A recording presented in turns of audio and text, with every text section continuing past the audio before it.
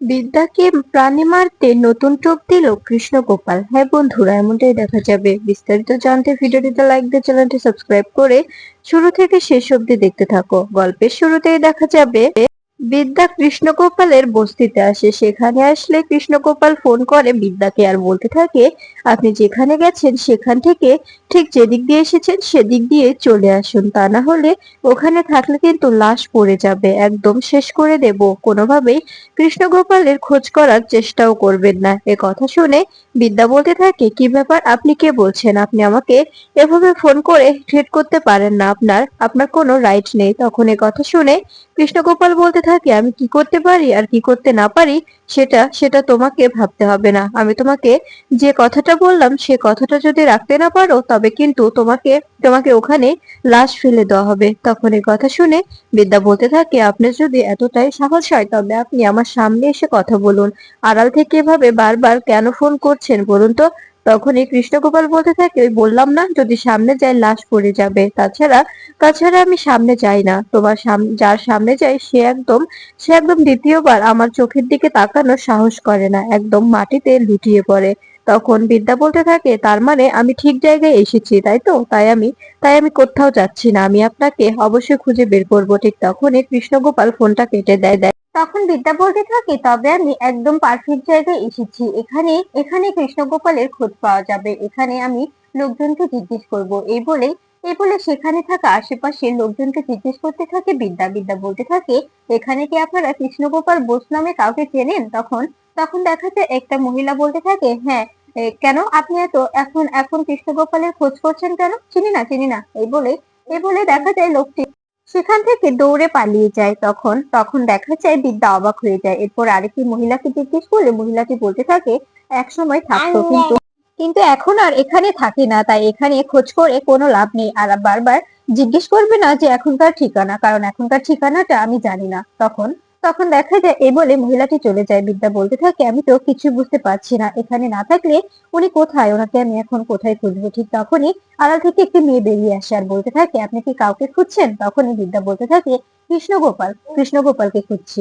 তুমি কি চেনো কৃষ্ণগোপালকে? যদি চিনে থাকো প্লিজ বলো। তখনই মেয়েটি মনে মনে বলতে থাকে, তবে কি এ কৃষ্ণগোপালের খোঁজে এখানে এসেছে? কেন, কিন্তু কেন? এরপরে মেয়েটি বলতে থাকে, কেন কৃষ্ণগোপালকে কেন খুঁজছেন? উনি উনি একসময় এখানে থাকতেন, কিন্তু এখন আর থাকে না। এখন এখন ওনার ওনার ব্যাপারে খোঁজ করতে গেলে আপনি যে কোনো থানায় থানায় খোঁজ করবেন, দেখবেন ওনার নামটা পেয়ে যাবেন। এই বলে মেয়েটি একটা রিক্সা রেখে রিক্সায় উঠে বসে আর সেখান থেকে বেরিয়ে যাওয়ার চেষ্টা করে। তখনই বিদ্যা বারবার বলতে থাকে, প্লিজ একটু কথা বলে যান, আপনি কি বলতে চাইলেন বলুন, কৃষ্ণগোপাল কোথায় থাকে, কৃষ্ণগোপালের পুরো নামটা প্লিজ বলে যান।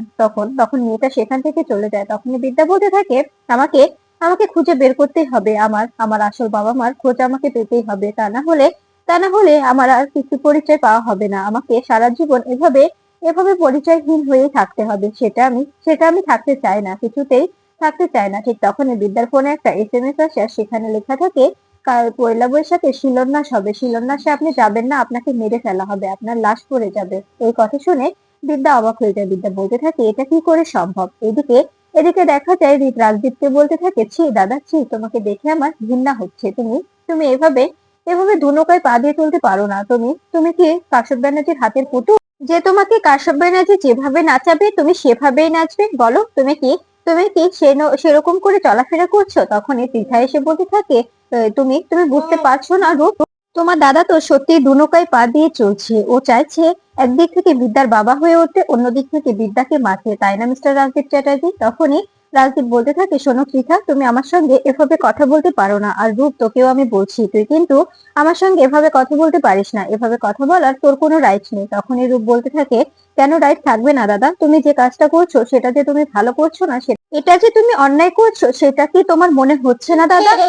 তুমি বিদ্যার সঙ্গে অন্যায় করছো, এটা তোমার জন্য অন্যায় হচ্ছে। তখনই রাজদীপ বলতে থাকে, না, আমার মনে হচ্ছে না। ঠিক তখনই সৃঞ্জয় এসে বলতে থাকে, কোনো অন্যায় হচ্ছে না, দাদা যেটা করছে সেটা একদম ঠিক হচ্ছে। পয়লা বৈশাখে আমাদের আমাদের বাড়িতে নতুন বউ আসবে। তখনই কথা শুনে অবাক হয়ে যায় ত্রিধা ও রাজরূপ চ্যাটার্জি। তখন রাজরূপ বলতে থাকে, তার মানে সৃঞ্জয় তুমি কি বলতে চাইছো, নতুন বউ আসবে মানে? তখনই সৃঞ্জয় বলতে থাকে, হ্যাঁ আসছে তো, পয়লা বৈশাখের তো ফাগুনের রেজিস্ট্রি ম্যারেজটা কমপ্লিট হয়ে যাবে আর পয়লা বৈশাখেই পয়লা বৈশাখে ফাগুন এ বাড়িতে বউ হয়ে ঢুকবে আর বরণ করবে পৃথা।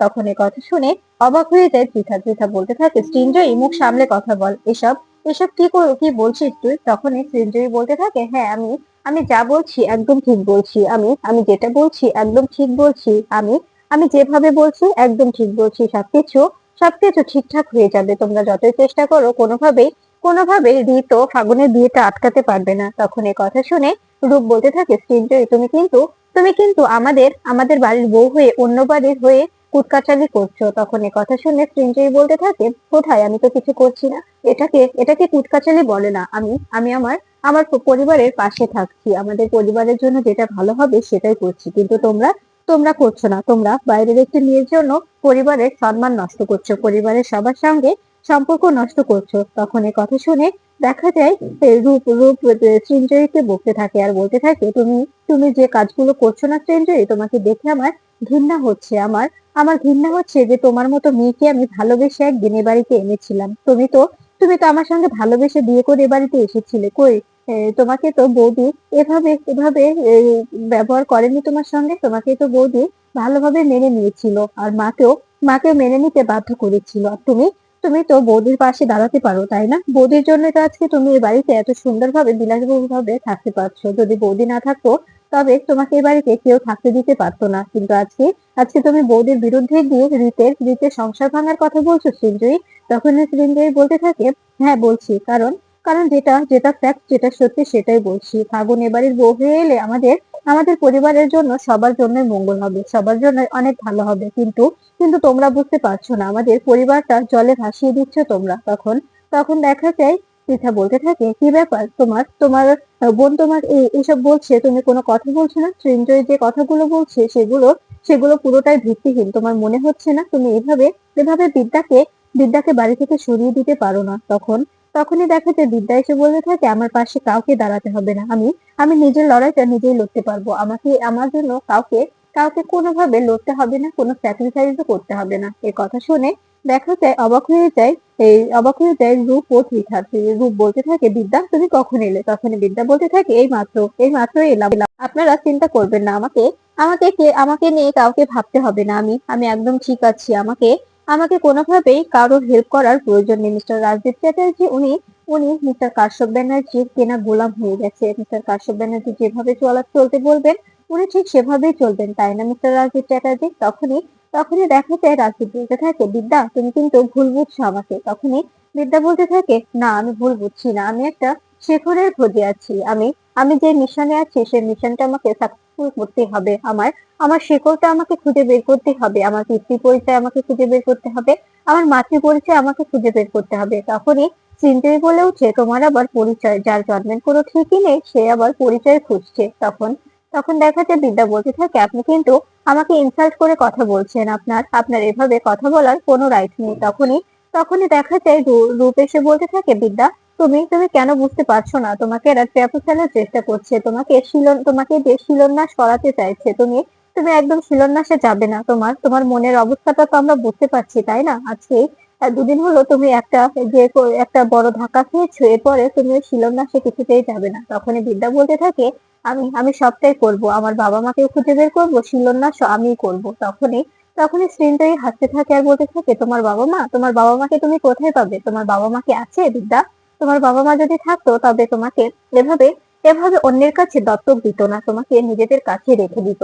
আর এই বাবা মা করাটা বন্ধ করো, বাবা মাকে আর কখনো খুঁজে পাবে না তুমি। তোমার বাবা মা তোমার কাছে যদি তোমাকে ভালোবাসতো তবে অন্যের হাতে তোমাকে কিছুতেই তুলে দিতে পারতো না, হয়তোবা মোটা অঙ্কের টাকা খেয়েছে, তার কারণেই সে টাকা দিয়ে তোমাকে বিক্রি করেছে মিস্টার কাশ্যপ ব্যানার্জির কাছে। ঠিক তখনই রেগে যায় রাজদীপ চ্যাটার্জি। রাজদীপ রেগে গিয়ে বলতে থাকে, শ্যাট আপ চিন্তাই, তুমি যে কথাগুলো বলছো সেগুলো যে পুরোটাই ভিত্তিহীন সেটা কিন্তু আমি আমি বুঝতে পারছি, আর তুমি যে ওর দিকে আঙুল তুলছো এতে তো ওর কোনো দোষ নেই, জন্ম নিয়ে কারো কোনো দোষ থাকে না, তুমি এটা খুব ভালো করেই জানো, এতে ওর কোনো দোষ নেই, ওর পিতামাতার ভুল ওকে কেন চাপিয়ে দিচ্ছ বলো তো? তখনই তখনই দেখা যায় পৃথা ও রাজদীপকে বলতে থাকে, শোনো, তোমরা শুনে রাখো, আমি যে কাজগুলো করছি সেগুলো বিদ্যার ভালোর জন্যই করছি, আমি আমি বিদ্যার কোনো ক্ষতি হতে দেব না, আমি তোমাদের সবার সামনে কথা দিচ্ছি। তখনই পৃথা বলতে থাকে, শোন সৃঞ্জয়ী, তুই যে কথাগুলো বললি বিদ্যাকে, সেই জায়গায় যদি তুই দাঁড়িয়ে থাকতি নিজেকে সেখানে দাঁড় করাতো দেখ তো কেমন লাগে। তুই এভাবে এভাবে মেয়েটাকে হাত করে কথা বলতে পারিস না, তোর কোনো রাইট নেই। তখন এই কথা শুনে দেখা যায় সৃঞ্জয় হাসতে থাকে আর বলতে থাকে, হ্যাঁ আমার তো কোনো কোনো কিছুতেই রাইট নেই, তাই না দিদি ভাই? তখনই বিদ্যা বলতে থাকে, শুনুন, আপনারা আপনারা আমার পরিচয় নিয়ে কথা বলছেন তো আমি আপনাদের সবার সামনে কথা দিচ্ছি, আমি একদিন আমার পরিচয় খুঁজে বের করব আপনাদের সবার সামনে। আমি আমার বাবা মাকে নিয়ে আসবো, আমি আমার বাবা মার পরিচয় নিয়ে আসবো। তখন তখন দেখা যায় কথা শুনে তখনই তখনই সৃঞ্জয় বলতে থাকে, লজ্জা করে না এভাবে এভাবে ভাষণ দিচ্ছ যে তুমি? তোমার কোনো ভাষণের কোনো রকম কোনো কিছু আছে বলো তো? ভাষণের কোনো কোনো মূল্য নেই তোমার। তখনই রাজদীপ বলতে থাকে, শোনো শোনো সৃঞ্জয়, তোমাকে আমি এবার এবার কথা শোনাতে বাধ্য হব। তুমি তুমি যেভাবে প্রতিনিয়ত বিদ্যাকে অ্যাটাক করে কথা বলছো, এরকম কথা বললে কিন্তু আমার থেকে খারাপ কেউ হবে না। তাই বলছি, মুখ সামলে কথা বলো সৃঞ্জয়ী। আমি যদি রেগে যাই তবে কি হতে পারে সেটা তুমি খুব ভালো করেই জানো। তুমি জানো যে আমি এসব কথা পছন্দ করি না, আমি এসব কথা একদম শুনতে রাজি নয়, এসব কথা আমার শোনার কোনো ইচ্ছা নেই। তাই বলছি এখানে এসব আলোচনা একদম করবে না। তখন তখন বিদ্যা বলতে থাকে, আপনাকে আপনাকে আর আমার পাশে দাঁড়াতে হবে না। আপনি আপনি আমার আমার হয়ে কেন কথা বলছেন? আপনাকে আমার হয়ে কোনো কথা বলার কোনো প্রয়োজন নেই। আপনি আমার আমার হয়ে কোনো কথা বলবেন না মিস্টার রাজদীপ চ্যাটার্জি। আমি চাই না আপনি আমার হয়ে কোনো কথা বলেন। এভাবে এভাবে কাটা গায়ে নুনের ছিটা দেওয়ার কোনো প্রয়োজন নেই। আপনি আপনি আড়াল থেকে খেলছেন আর এদিকে এদিকে আমার সামনে ভালো সাজার চেষ্টা করছেন। আমি আমি চাই না আপনি ভালো সাজান।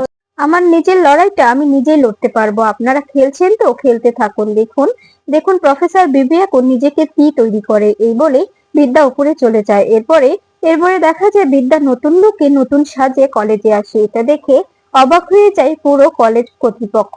এরপরে এরপরে দেখা যায় বিদ্যা স্যুট বুট পরে, চোখে চশমা, পায়ে হাই হিল পরে কলেজে এসেছে এমডি বিদ্যা ব্যানার্জি হয়ে। এটা দেখে অবাক হয়ে যায় সবাই। তখন তখন বিদ্যা কলেজে ঢুকছে, পেছনে সিকিউরিটি গার্ড। আর এদিকে দেখা যায় প্রফেসর এস এম পুরো পুরো ছাত্রছাত্রী নিয়ে কলেজের গেটের সামনে দাঁড়িয়ে আছে। তখন তখন বিদ্যা এসে বলতে থাকে, কি ব্যাপার প্রফেসর এস এম, এখানে আপনি এভাবে স্টুডেন্টদের নিয়ে এখানে কেন দাঁড়িয়ে আছেন? আমি কি কিছু জানতে পারি?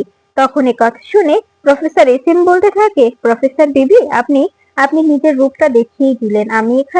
আমরা এখানে প্রফেসর বিবির সঙ্গে কথা বলতে চাই। এখানে আমরা এমডি বিদ্যা ব্যানার্জির সঙ্গে কথা বলতে আসিনি। আমরা এখানে প্রফেসর বিবির সঙ্গে কথা বলতে এসেছি। তার মানে আপনি নিজের পিঠটা দেখিয়ে দিলেন, তাই না? এ দেখুন, যে ছাত্রছাত্রীদের নিয়ে আপনি লড়াইয়ে নেমেছিলেন, এগুলোই সেই ছাত্রছাত্রী। এদের ভবিষ্যৎ নিয়ে আপনি এভাবে খেলতে পারলেন? এরা এখন কোথায় গিয়ে দাঁড়াবে? ওদেরকে মিস্টার রাজদীপ চ্যাটার্জি একটা ঘর দিয়েছে, দয়া করে একটা ঘর দিয়েছে। সে ঘরে আপাতত ওরা থাকছে, কিন্তু কিন্তু ওদের কোনো নির্দিষ্ট জায়গা নেই। ওদের যদি মিস্টার রাজদীপ চ্যাটার্জি আজকে বের করে দেয়, ওদের ওদের যাবার কোনো জায়গা থাকবে না। কিন্তু আপনি আপনি তো দিব্যি আছেন, যে এরকম পোশাক আশাক পরেছেন, মনে হচ্ছে আপনি আপনি কত নামি দামি লোক। আপনি তো এই কলেজের মাথায় বসে পড়েছেন, তাই না? আপনার আপনার এত লোভই যদি থাকবে, তবে কেন কেন এই ছাত্রছাত্রীদের আশা দেখিয়েছিলেন বলুন তো? দুদিন পরে তো এদেরকে কলেজ থেকে ঘাড় ধাক্কা দিয়ে বের করে দেবেন আপনি। কিন্তু এদের এদের স্বপ্ন কোথায় যাবে? এদের এদের ইচ্ছা কোথায় যাবে বলুন? এদের স্বপ্ন কোথায় যাবে? তখন তখন দেখা যায় এই বলে হাসতে থাকে professor S M. Professor S M বলতে থাকে, আপনাকে দেখে আমার ঘৃণা হচ্ছে। আমি আমি একসময় আপনাকে দেখে গর্ব করতাম, বলতাম যে প্রফেসর বিবির মতো যদি আমরা হতে পারতাম, তবে হয়তো সমাজটা আরো সুন্দর করে গড়ে তোলা যেত। কিন্তু কিন্তু আপনি কি এভাবে রং পাল্টাবেন সেটা কখনো ভাবিনি। আজকে আজকে আমি বলছি, আপনাকে দেখে আমার আমার ঘৃণা হচ্ছে। একসময় আমি আপনাকে নিজের আইডিয়াল মনে করতাম, কিন্তু এখন এখন আর মনে করছি না। এখন ভাবছি যে আপনাকে আপনাকে কি করে মাটিতে নামানো যায়। কারণ কারণ আপনার এই রূপটা আমরা দেখতে পাচ্ছি না। আপনি ভগবান সেজে এই স্টুডেন্টদের সামনে দাঁড়িয়েছিলেন, কিন্তু আজকে এমন ভাবে রূপ বদলালেন, দেখে মনে হচ্ছে আপনি অসুর। এরপরে বিদ্যা বলতে থাকে, প্রফেসর এস এম, আপনি কিন্তু আমাকে অপমান করছেন। আমি এখন অনেক বড় একটা বিজনেসের দায়িত্বে আছি। এরপরে দেখা যায় সেখান থেকে বেরিয়ে আসে বিদ্যা বোর্ড মিটিং এ বসে বলতে থাকে, আমি একটা ক্লু পেয়েছি। সেখানে একজন গৃহবধূকে হত্যা করা হয়েছে। সেখানে যদি মিস্টার কাশ্যপ ব্যানার্জি আপনার নাম উঠে আসে, আপনার পরিবারকে আমি কি অবস্থা করব আপনি ধারণাও করতে পারছেন না। এরপরে দেখা যায় এদিকে এদিকে কৃষ্ণগোপাল নতুন করে ট্রোপ দেয় বিদ্যাকে মারতে নতুন ট্রোপ ফেলে কৃষ্ণগোপাল। নিজের নিজের সঙ্গে থাকা একটি মেয়েকে দিয়ে ফোন করায় বিদ্যাকে আর বলতে থাকে, প্রফেসর বেবি, আমি আমি মোটা টাকা ডোনেশন দিয়ে এপিসিসিআই কলেজে ভর্তি হতে চাই। তখন বিদ্যা বলতে থাকে, আমি এরকম ফোন রিসিভ করি না, আর এরকম ফোনে আমি কথাও বলি না। তখন ওপাশ থেকে মেয়েটি বলতে থাকে, কিন্তু আমার জানা মতো আপনি তো এখন মোটা ডোনেশন নিয়ে অনেক ছাত্রছাত্রী ভর্তি করছেন, তাই না?